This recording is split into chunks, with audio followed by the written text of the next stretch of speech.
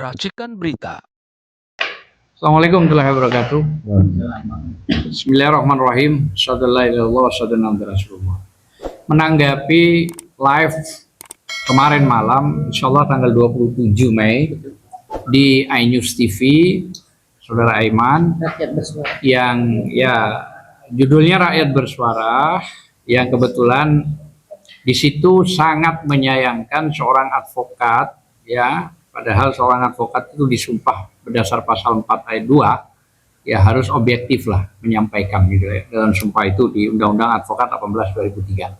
Jadi Saudara Firman menyampaikan bahwa yang disampaikan Saudara Firman itu mengatakan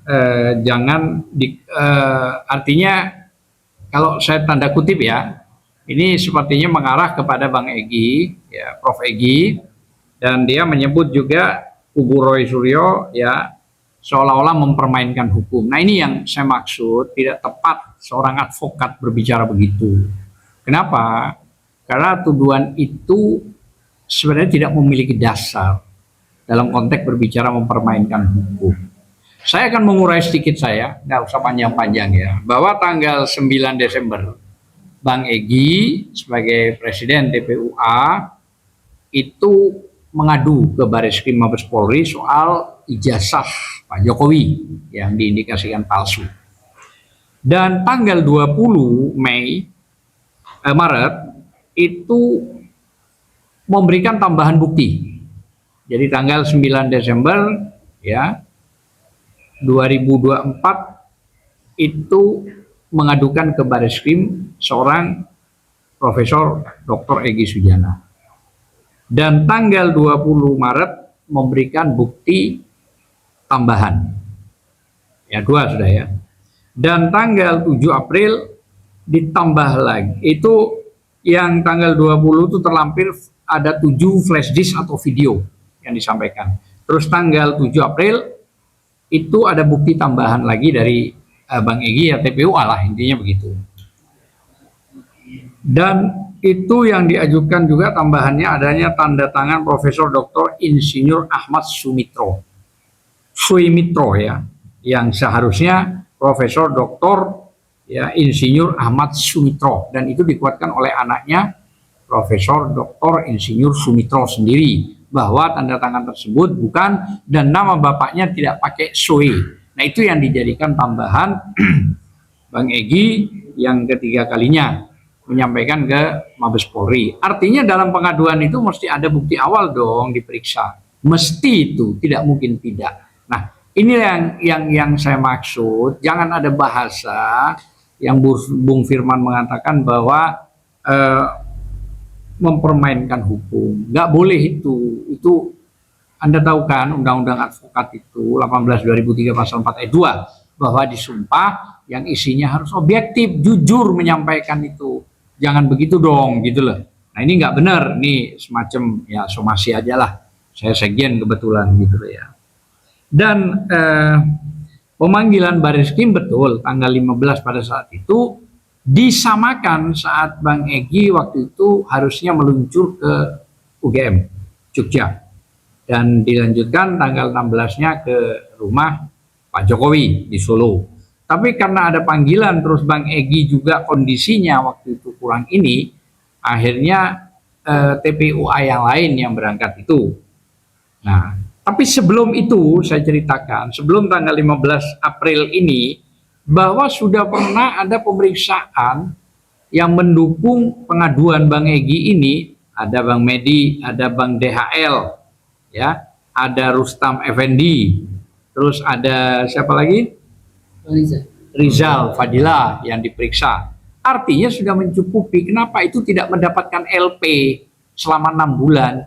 Kok dumas gitu loh, pengaduan terus. Sedang di kubu berikutnya begitu mengadu ke Polda, 1 hari sudah ada undangan klarifikasi, semua dipanggilin. Nah, itulah Nah, kembali kepada tanggal 15 itu April, memang betul Bang Egy tidak hadir, tapi tanggal 24-nya kalau nggak keliru, DHL datang ke Mabes Polri membawa tambahan baru bukti, ya, dan itu sudah diperiksa, dan itu clear. Nah, ini yang saya maksud, bantahan bahwa tidak ada permainan hukum di sini atau yang mempermainkan hukum. Jadi Bung Firman sebagai advokat itu juga harus objektif. Jangan bahasanya ada seolah-olah menuduh, ya kan, walaupun di awal permukaannya dikatakan mohon maaf, ya, tapi itu kesannya itu tidak baik gitu loh ya. Kita nih advokat, ya bisalah menempatkan bahasa, apalagi yang saya katakan tadi di sumpah advokat itu sudah jelas harus objektif menyampaikannya. Nah, selain daripada itu, kalau mengacu ini sudah menggeser dulu ya, bukan di Mabes, kita menggeser ke Polda. Di Polda itu memang ada panggilan 6 Mei, dipanggil lagi 22. Prof. Egy ini lagi di luar negeri. Dia lagi diindikasikan akut, dan bukan indikasi, sudah ada bukti bahwa dia itu kena kanker usus menyebar. Nah, tinggal proses yang di luar negeri itu ya akan dilakukan dalam minggu ini, mungkin operasi besarnya untuk memotong ususnya dan lain-lain ya. Ya, yang dilakukan artinya medis ahlinya lah di sana gitu ya. Nah, dan itu juga setelah itu baru menunggu pemulihan, tentu itu agak sedikit panjang ya. Tapi ingat bahwa panggilan tanggal 6 di Polda, kan yang Mabes sudah lah ya selesai ya. Yang di Polda tanggal 6 itu adalah bentuk klarifikasi undangan. Artinya kalau bicara KUHAP itu tidak diatur tentang itu. Tapi tetap menghormati, yaitu ada anaknya Hizbullah, dan termasuk juga setelah memberikan pengertian kepada penyidik yang memanggil tanggal 6 tersebut, itu ada saya juga, tapi saya tidak langsung mengikuti. Ya, ada advokat-advokat yang lain ya. Itu ada ini Gunawan juga, Mas Gunawan yang mendampingi juga, bahwa poinnya kondisi Bang Egy sakit, dijelaskan surat-suratnya dan segala macam. Bahkan di tanggal 22 Mei panggilan yang kedua juga membawa surat kembali kan, kemungkinan sudah melengkapi itu sampai pada tingkat labnya kalau tidak keliru ya, di luar negeri itu. Saya kira sudah itu clear juga, nggak ada masalah. Dan ini kan belum masuk pro justisia, ini yang harus diketahui. Belum masuk pro justisia, masih dalam konteks penyelidikan. Nah, itu yang kita menganggap bahwa Bung Firman itu tidak pantaslah berbicara seolah-olah mengatakan kita ini, artinya Bang Egy, Roy Suryo dan lain sebagainya itu mempermainkan hukum. Janganlah, itu tidak baik gitu loh ya. Nah, salah satunya itu klarifikasinya harus Anda juga bisa mengklarifikasi melalui beberapa media bahwa itu tidak baik, tidak benar gitu loh ya. Karena posisi Bang Egy juga sakit. Seandainya nggak sakit dia pasti datang. Ya, karena klarifikasi undangan itu memang tidak ada kewajiban untuk datang karena tidak diatur di undang-undang atau di KUHAP. Tambahan lagi, kalau kita bicara advokat, semua kita advokat, ada undang-undang yang mengatur tentang hak imunitas. Undang-Undang 18 2003 itu pasal 16 jelas. Kita punya hak imunitas yang tidak bisa dipidanakan maupun diperdatakan, baik di dalam maupun di luar, dan itu dikuatkan oleh putusan MK. Itu clear. Dan ditambah lagi penguatannya pasal 5 ayat 1 bahwa kita sebagai penegak hukum yang setara dengan jaksa, polisi ya, dan hakim. Bayangkan gitu ya. Maka otomatis proses laporan apapun itu harus dikaji ulang. Karena persoalannya apalagi cuma masalah delik absolut, artinya delik ini pencemaran nama baik kan begitu. Itu ya saya kira tidak inilah ya. Tapi itu delik absolut, jadi orangnya langsung. Dan ada lagi tambahan perma, peraturan Mahkamah Agung ya nomor 1 tahun 56. Bahwa kalau perdata berjalan, maka di hold dulu pidananya. Nggak jalan pidananya. Nah, bayangkan aja berapa kasus perkara perdata soal ijazah, ya kan, soal UGM juga, bahkan rektornya, bahkan SMA-nya yang digugat mulai dari Sulu, Sleman, Jogja, dan bahkan ada yang lain lagi. Nah, makanya harus diselesaikan dulu. Kenapa? Karena butuh kepastian. Maksudnya kepastian itu apa sih beratnya untuk menunjukkan ijazah yang asli? Itulah maksudnya. Toh sebenarnya kalau memang kooperatifnya itu profesional. Karena begini, kalau kita bicara Pak Jokowi itu kan dipilih rakyat, ya kan? Dia karena faktor rakyat, ini Undang-Undang Dasar 1945 pasal 1 ayat 2 itu rakyat menjadi penentu di situ. Daulat tertinggi itu adalah rakyat.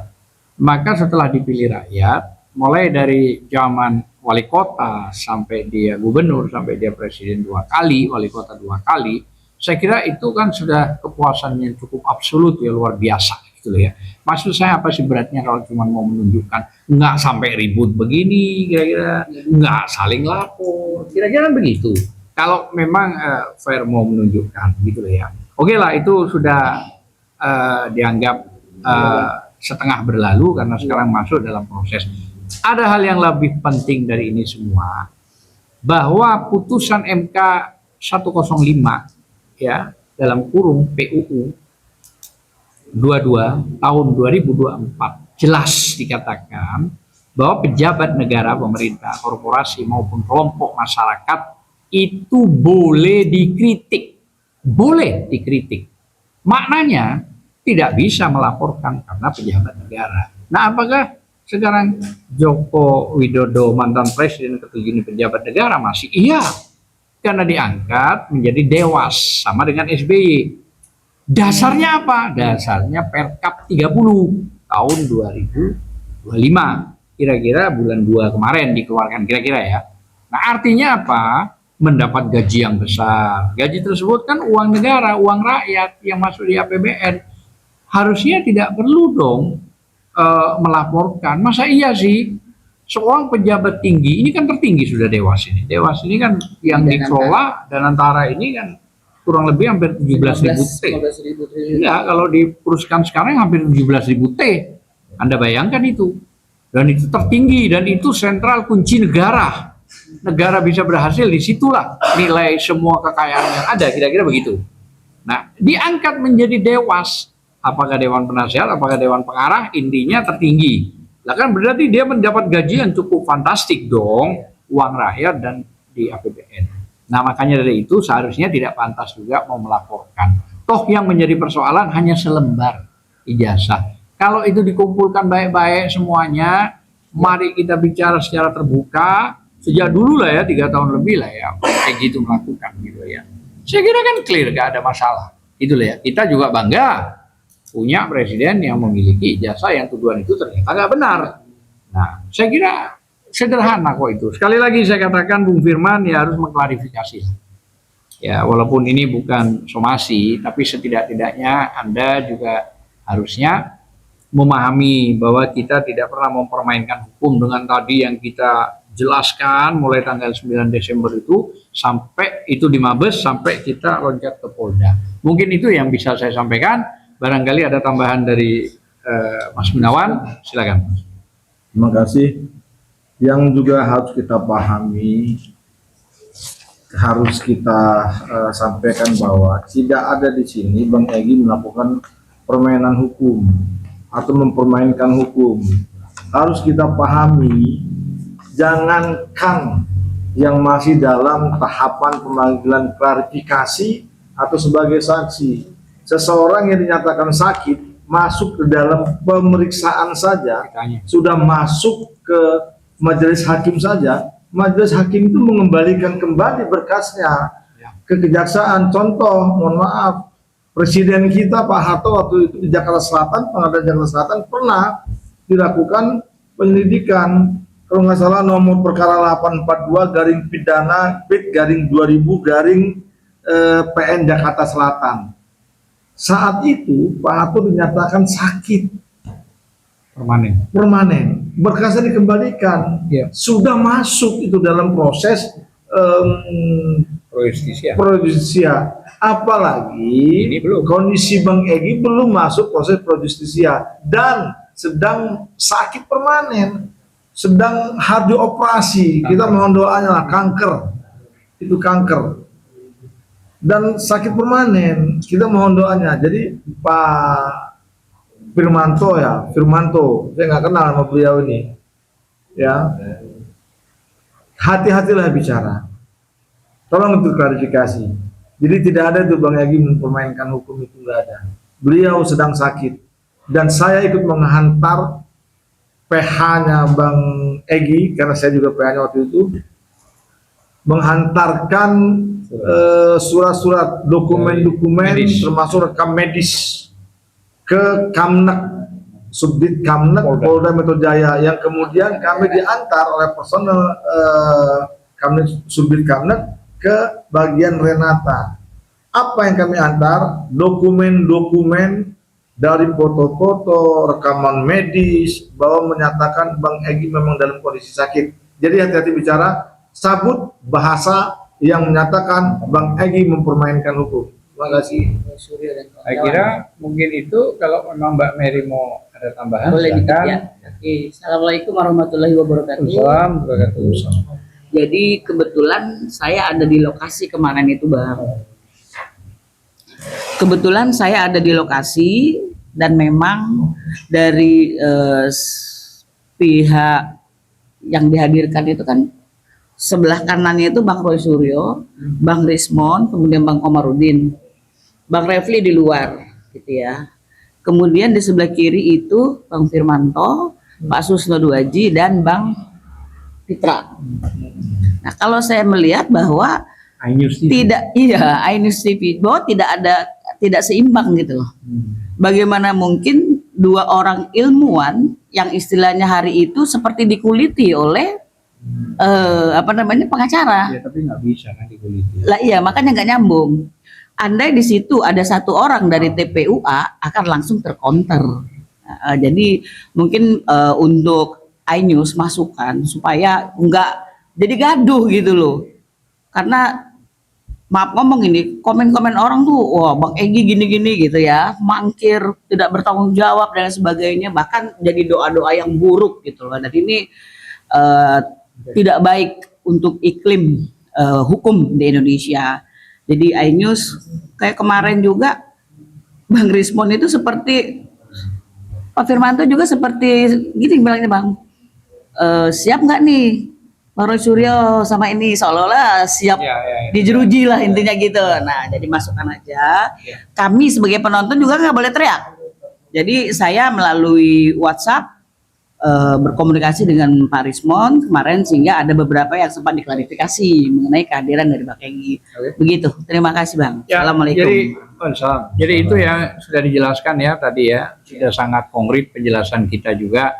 Jadi sebaiknya hati-hatilah ya, kan kita advokat itu disumpah pasal 4 ayat 2 itu, bahwa kita harus berlaku objektif. Izin, ini banyak netizen mempertanyakan buktinya apa kalau Bang Egy itu lagi sakit atau lagi di luar negeri. Izin untuk biar di-spill kalau boleh ada buktinya, Bang. Itu iya, yang dimaksud, kalau ini kan bukan dalam kapasitas pembuktian ini ya. Ini persoalan berbeda gitu ya. Tapi ya bukti itu sudah kita berikan kepada penyidik di Polda.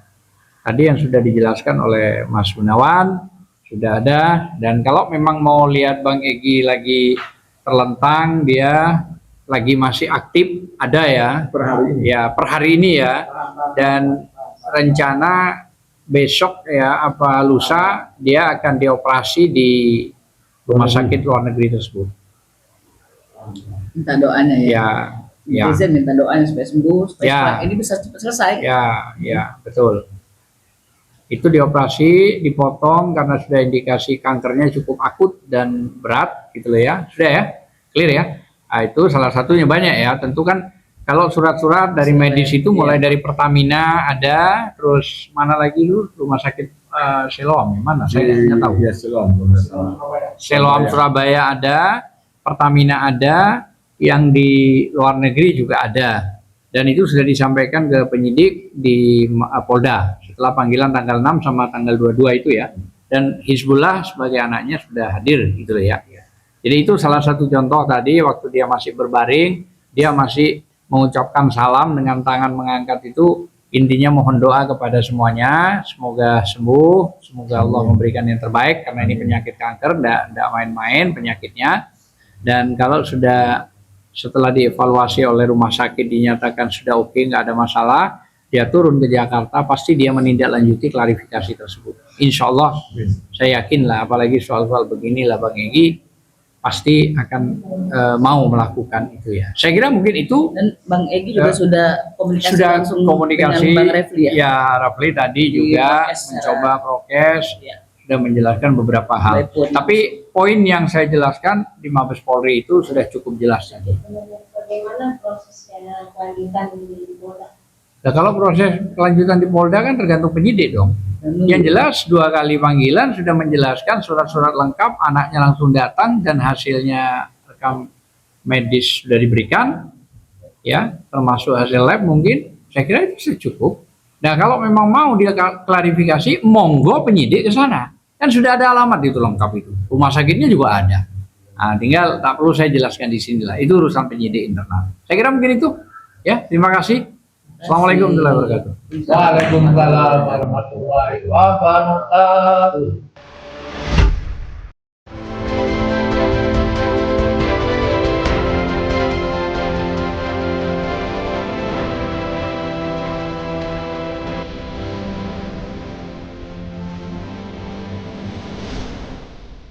Racikan Berita